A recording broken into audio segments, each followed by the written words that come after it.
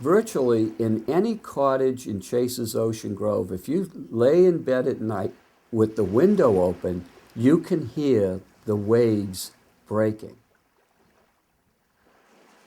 It's a sense of nostalgia, which I can't really explain, but I'm sure that it goes very deep into a person's psyche.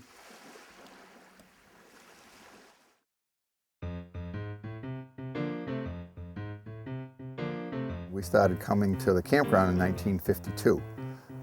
My father first came here and brought the first trailer in the park. It was all tents when we first started coming here, and he was allowed to bring the first trailer in. And he started a movement that brought now 300 trailers into the park. It was really quite a thing to see all these people living in Army tents. They were old Army tents that they purchased at the Army-Navy stores, and they put them up around wood frames like you saw in MASH in 1950s.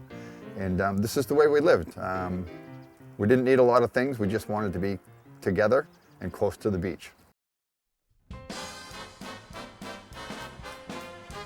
The Jackman family has been coming to Chase's Ocean Grove since 1935 or 1936. In 1945, Arthur Chase built a cottage that he intended for Ethel to live in for the summer. She refused to do that. She wanted to go back to the big house on Route 28 every night. My family liked the cottage, and Ethel Chase offered to sell the cottage to the family. We purchased it at that time. It stayed in the family, for the last 67 years.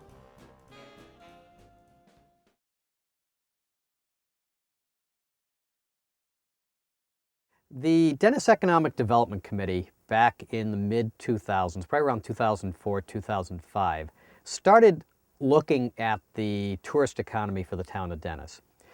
They were focusing on the hotel industry, Chases Avenue, area around the Lighthouse Inn, as in need for improvements in order to continue for our hotel stock to compete with the hotels in other parts of the state and other parts of the country. As we went along, we learned about the wastewater issues that were occurring on the cottage colony properties on Old Wharf Road.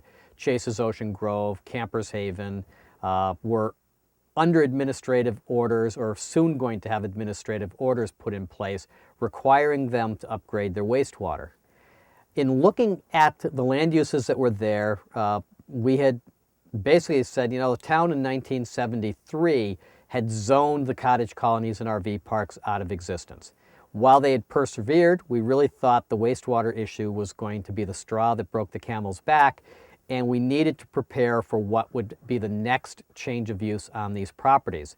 They were zoned for hotels in 1973, and we realized that if a hotel came in, we needed a greater set of controls for the town to ensure that a hotel that came in was appropriate for the town of Dennis. So we started working on adding these properties to the hotel resort district, making hotels special permit instead of by right uses, so we'd have some control over them. When we finally thought we had something that would be acceptable to the town, we brought it forward and received a significant reaction from the people who lived in the cottages and recreational vehicles here that we weren't thinking about them. And it was actually the first time in the history of these properties that the cottage owners and recreational vehicle owners actually stepped forward and wanted to be heard.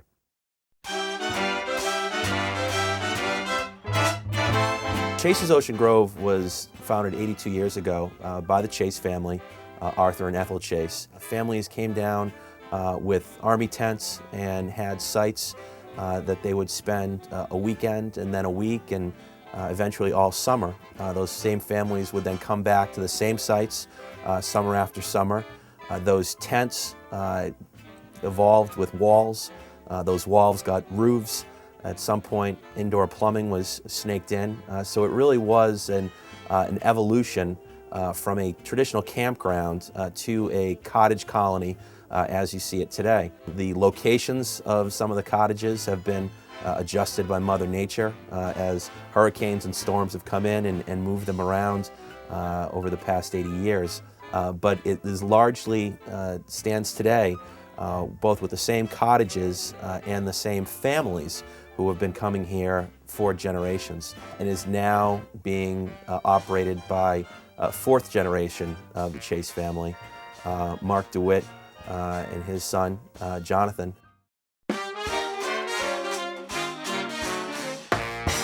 Campers Haven is a 275 space campground on Old Wharf Road that's got its own private beach, and it's been a campground since the 1930s. And what it started out as is people would bring army tents and camp out for most of the summer, and it just evolved into a place with cottages and park models and travel trailers. And we have some people that have been there for over 60 years. It's got a very rich history with people that have become multi-generational visitors to Campers Haven, and it's absolutely their favorite place on earth, and they would rather be at Campers Haven than really just about any place that they can think of. If we went back to the very beginning when the tourist camps first started arriving here on Cape Cod, the Cape Cod Standard-Times ran an editorial blasting these tourist camps as being a blight on the Cape landscape, and that the town should do everything they could to stop tourist camps from coming in. In 1934, the town of Dennis, before it even had any zoning in place or subdivision control, adopted its very first land use regulation, which was to place the tourist camps under the control of the Board of Selectmen. Between 1934 and 1973, when this area first was zoned, there were many restrictions placed on tourist camps by the Board of Selectmen and by town meeting. In 1973, we finally adopted a zoning bylaw that covered Dennisport that prohibited cottage colonies and recreational vehicle parks altogether. This was consistent with many local master plans prior to 1973 and was reinforced in 1975 and 1984 when the town master plans included aesthetic surveys of the town, and pictures of Old Wharf Road around Chase's Ocean Grove were rated as highly undesirable when people looked at those pictures in relation to other parts of town. So what the EDC was working on seemed to be consistent with what people in town had wanted. But in 2009, when we came forward, for the first time ever, as I said, we heard from the cottage owners, the RV owners, and more importantly, or equally important, we heard from the historical people in town that there was something here that after 80 years of trying to get rid of it, people thought maybe there was something here we needed to hold on to. That took us into the summer of 2010, where we invited the property owners, the cottage owners, the RV owners, and residents of town to work with us to figure out what the future of these properties should be. Specifically, I'm talking about the cottage and RV parks along Old Wharf Road, and to come up with a future. We started this as you start just about any zoning process, looking at the structures, looking at the land use, and trying to figure out what to do with the buildings that were there. As we ventured into this process, we learned that it really wasn't about the structures as much as it was about the people. There were people who've been coming here for 3 and 4 generations, and they hope that their kids, their grandkids, and great-grandkids will be able to continue coming here in the future. That they weren't as tied to the 200 or 300 square foot cottage as we thought they were, that they recognized that they needed some elbow room, especially to be able to accommodate the desires of their kids and grandkids, and that while they wanted the town to recognize what they were, they wanted the town to also recognize that they had a future. That led to a almost weekly series of meetings between Memorial Day and Columbus Day 2010, where we met with cottage owners and anybody else who wanted to come and talk to us to figure out what it is people wanted to have here on Old Wharf Road. We were concerned that zoning could possibly eliminate this way of life that is so vital to us. There would be the possibility of a hotel, there would be the possibility of various other types of changes. We wanted to work proactively in order to guarantee that. When it was brought to our attention that hotels and motels were interested in our property, as they should be, it's beautiful property, it kind of raised our ire a little, and a lot of us realized that we had to step in and do the best that we could to improve our situation. We attended a lot of meetings and we made our wishes be known, and we did understand that we had to tread very carefully because we don't have a vote in the town. We live here, but we don't have a vote.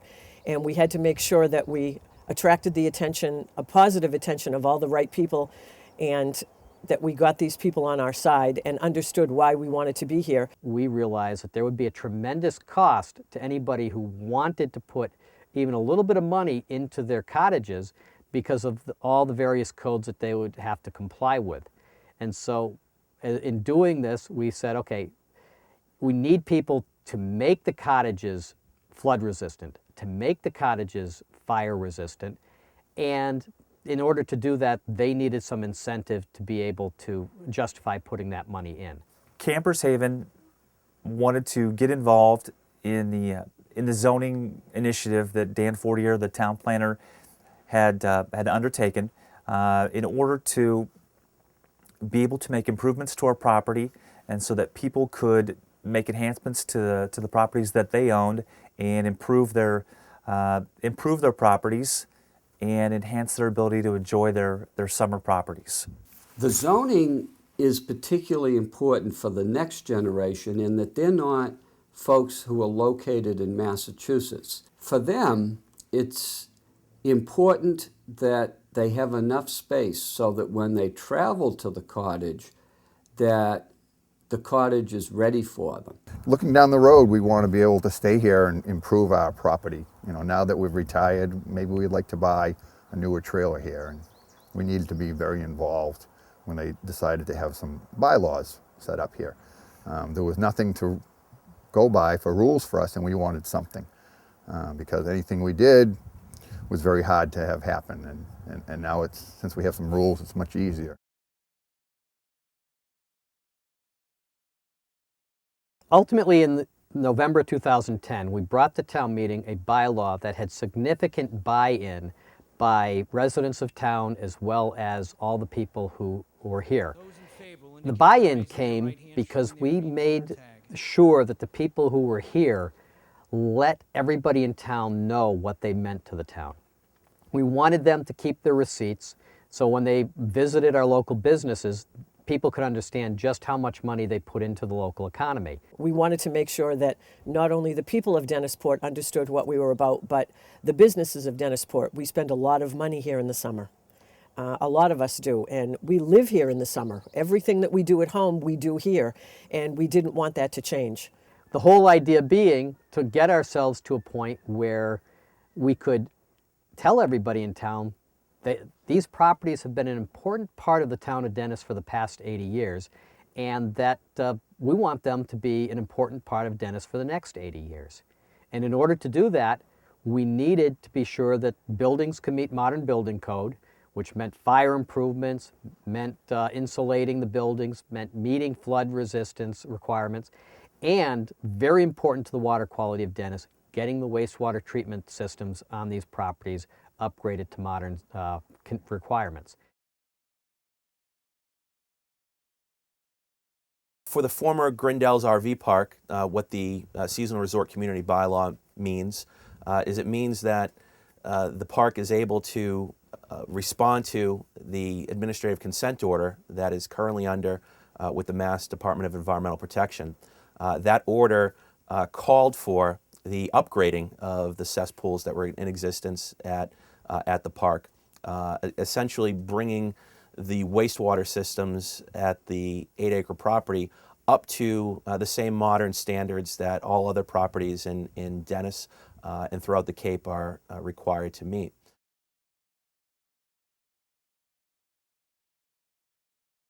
We come up with a set of bylaws that will help us stay here and thrive and improve our properties. And that's what we wanted to do most, is to be able to improve properties which would attract people to the park, because people who came in here and bought new colony type cottages or mobile homes, they weren't allowed to put up decks. They weren't allowed to put in a shower. They weren't allowed to do a patio.